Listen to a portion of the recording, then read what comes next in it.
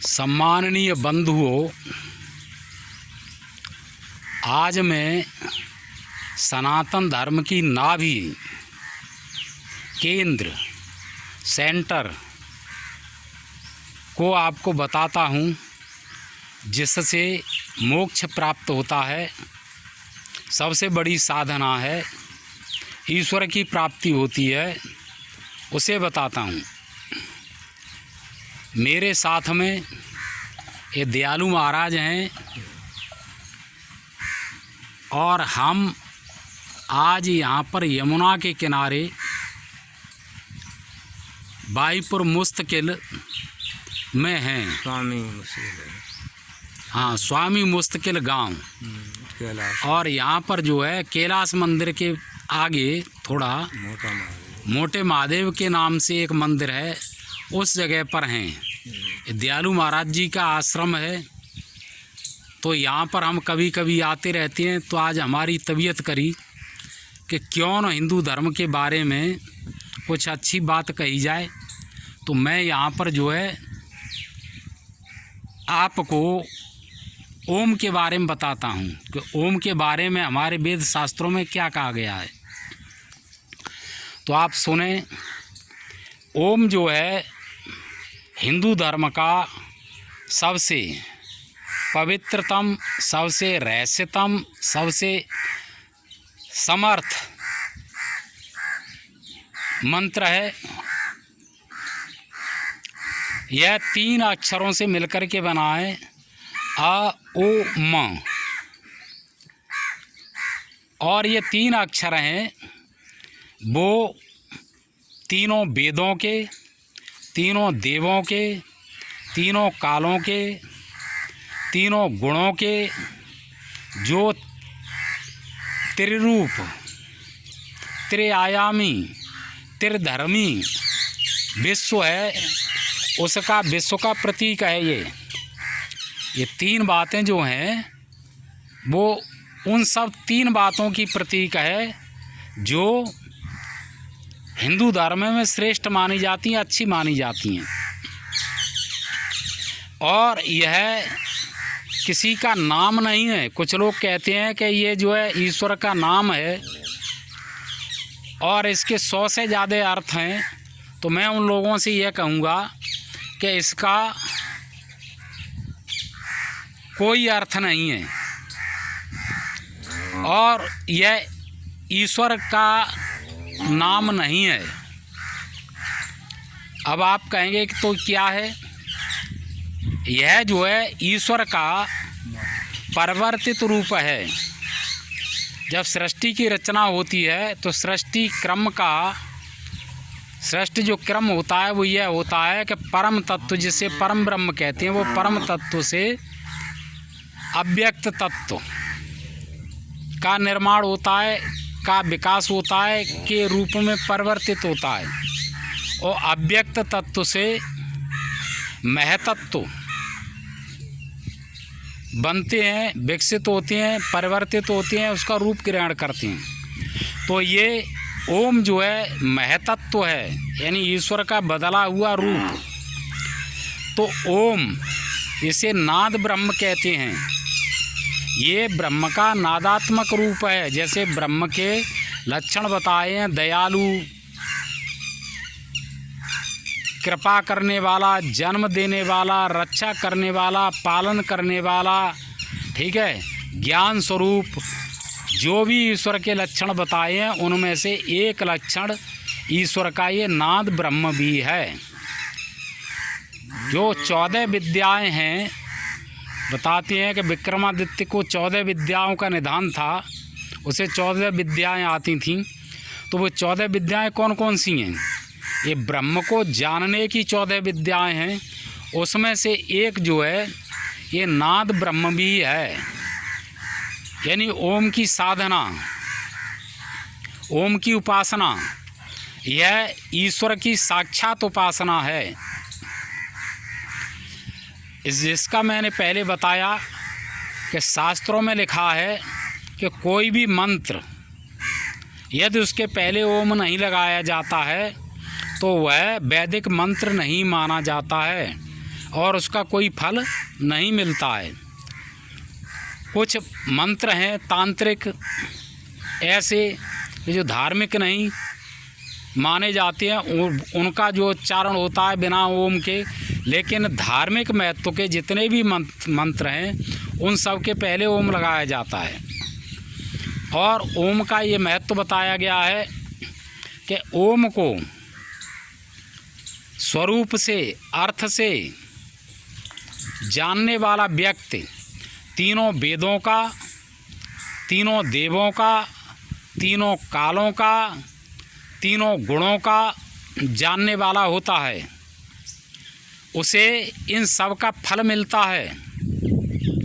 अब बात आती है कि ओम का उच्चारण कैसे किया जाए। यह जो लोग ओम का उच्चारण करते हैं यह साधारण ओम का उच्चारण है।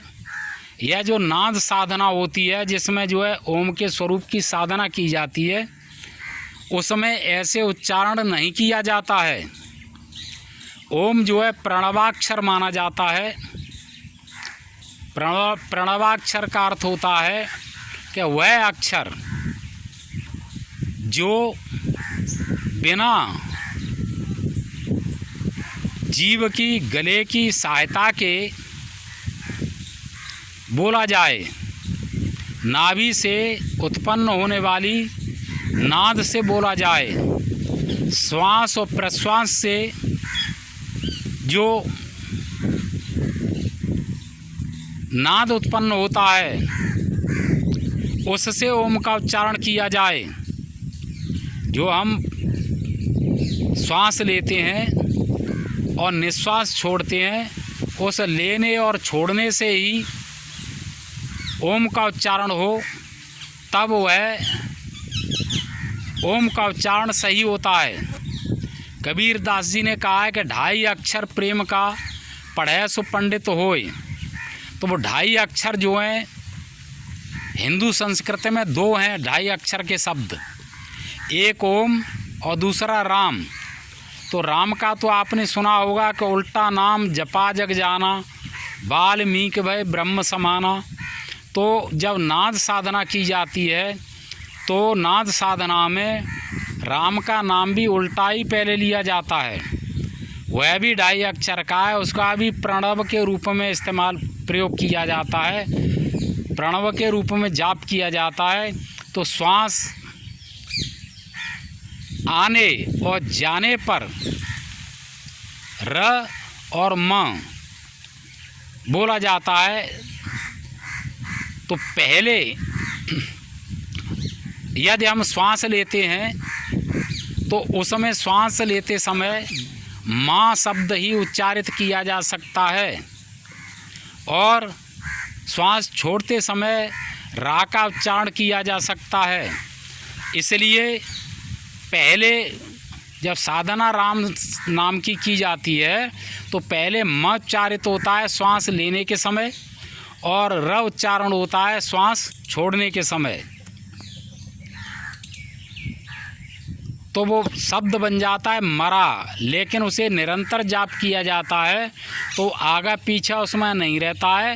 वो चाहे राम से उसे समझ लो चाहे म से समझ लो। अब रही ओम की बात, तो ओम जो है उसमें 3 अक्षर होते हैं, अ, वो और म।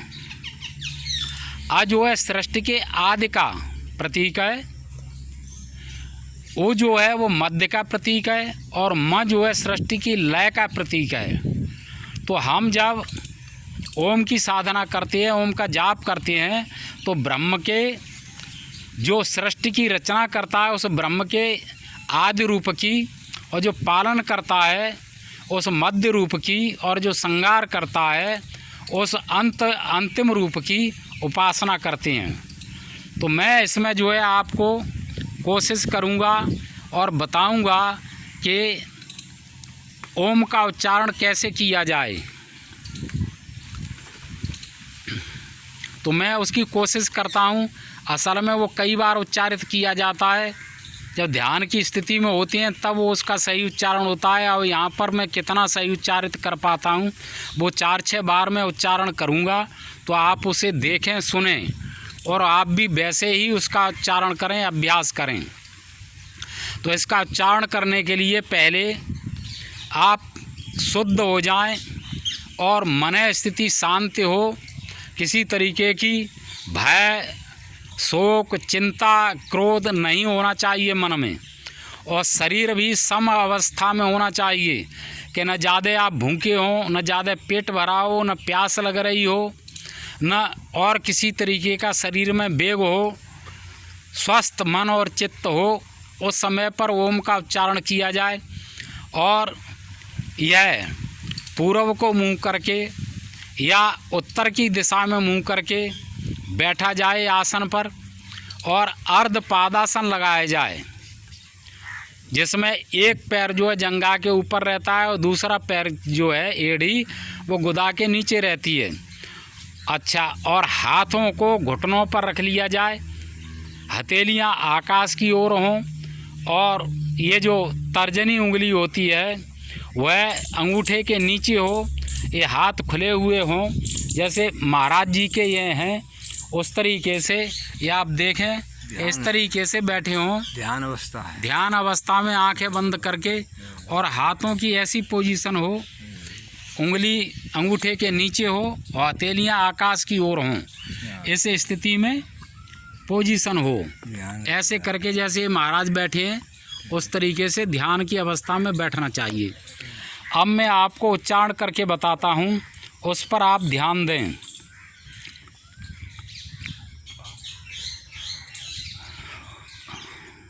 ओ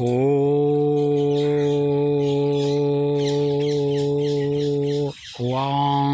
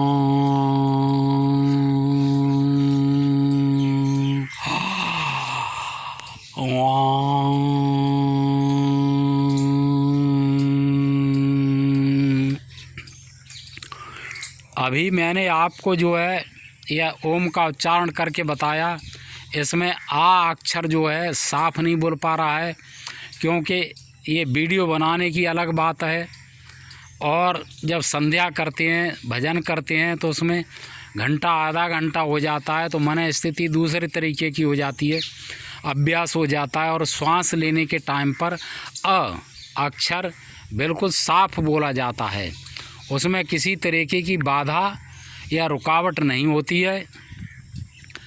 और अ, ग्वाम और म ये 3 अक्षर होते हैं। तो अ सृष्टि के आरंभ का प्रतीक है, ग्वाम मध्य का प्रतीक है, और म अंत का प्रतीक है। तो ईश्वर के ये तीनों रूप, सृष्टि कर्ता, पालन कर्ता और संहार कर्ता, तीनों की एक साथ उपासना की जाती है। जब ओम का विधिवत उच्चारण किया जाता है तो यहाँ पीछे गले में पीछे की ओर एक रास्ता होता है जिसे ब्रह्मरंध्र कहते हैं। यानी ब्रह्मांड की जो ये सहस्त्रार्ध होता है, इसे कमल चक्र कोई कहता है, कोई ब्रह्मरंध्र कहता है। ये जो 7वां चक्र होता है, जो यहाँ चोटी की जगह पर होता है, चोटी के नीचे, उस जगह का रास्ता खुलता है ओम का उच्चारण करने पर। और जब वह रास्ता खुलता है तो नाद जो है सीधी उच्चारित होकर के वो उधर ब्रह्मरंध्र से जाकर के टकराती है। और जब ओम का नाद ब्रह्मरंध्र से जाकर के टकराता है तो वह जो है ये ब्रह्मरंध्र खुल जाता है, कमल चक्र खुल जाता है, सहस्त्रार्ध खुल जाता है, यानी जागृत हो जाता है। जब जागृत हो जाता है तो अखंड आनंद की प्राप्ति होने लगती है और शरीर को असीमित ऊर्जा प्राप्त होती है। यदि आप विधिवत ओम का उच्चारण करते हैं तो शरीर में बहुत ज़्यादा स्फूर्ति आती है और शरीर के अनेक प्रकार के रोग दोष, मनोवृत्तियाँ, मनोकुंठाएँ, मनो जो दूषित होता है, मन की जो दूषणाएँ होती हैं वो सब समाप्त हो जाती हैं और साधक जो है पाप से मुक्त होकर के ब्रह्म को जान जाता है। और जब ब्रह्म का ज्ञाता हो जाता है, उसे ब्रह्म का ज्ञान हो जाता है, तो वो जीवन मरण से मुक्त हो जाता है। यदि उसे जीवन मिलता भी है तो भी उसे उच्च कोटि का जीवन मिलता है और अगले जन्म में भी उसे ईश्वर की भक्ति रहती है उसके दिल में और ईश्वर का बोध रहता है। तो मैंने ये आपको बताया, ये अत्यंत गूढ़ विद्या है। बड़े बड़े संत महात्मा पहले तो इसे जानते नहीं हैं और जानते भी हैं तो इसको बताते नहीं हैं, क्योंकि भारतीय धर्मशास्त्रों में बताया गया है कि गूढ़ विद्या, ब्रह्म विद्या सुपात्र को ही दी जाए, कुपात्र को नहीं दी जाए। कुपात्र को यदि विद्या दी जाती है और कुपात्र उसका दुरुपयोग करता है तो आचार्य, पुरोहित, सन्यासी उस पाप के चौथाई अंश का भागीदार होता है और उसे भी नरक और पाप योनियाँ भोगनी पड़ती हैं। लेकिन मैंने यह गूढ़ विद्या यहाँ पर यूँ प्रकट की है, इसलिए प्रकट की है कि लोग बाग ब्रह्मरंध्र के नाम पर, ओम की उपासना के नाम पर, ओम के उच्चारण के नाम पर झूठ परोस रहे हैं। तो झूठे ज्ञान से जाना, सच्चा ज्ञान जाना अच्छा है। झूठे ज्ञान की अपेक्षा सच्चा ज्ञान लोगों के पास जाए तो यह एक अच्छा है। और इस विश्वास के साथ मैं इस बात को कह रहा हूँ कि कोई भी आदमी इसका, विद्या का, इस ताकत का, इस ओम के महत्वपूर्ण साधना का, नाद ब्रह्म की साधना का जो ताकत मिलेगी उससे का दुरुपयोग नहीं करेगा, सदुपयोग करेगा। जय हिंद। आप सभी को नमस्कार। हर हर महादेव। सनातन धर्म की जय हो। जय हो। सनातन धर्म की जय हो। जय हो।